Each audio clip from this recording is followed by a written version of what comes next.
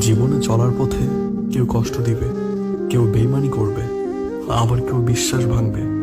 ভালোবাসার নামে অভিনয় করবে, বন্ধুত্বের নামে ব্যবহার করবে। কিন্তু আপনি যত তাড়াতাড়ি বুঝতে পারবেন, তত ভালো থাকতে পারবেন। কিছু মানুষকে আমরা অতিরিক্ত মূল্য দিতে গিয়ে নিজেকে সস্তা করে ফেলি। যাদের কাছে আমাদের কোনো মূল্যই নেই, কোনো দাম নেই, তাদেরকেই আমরা বিশ্বাস করে ফেলি। তাদের জন্যই আমরা পাগল হয়ে যাই। তারা শুধু আমাদের পাগলামিটাই দেখে, ভালোবাসাটা দেখে না।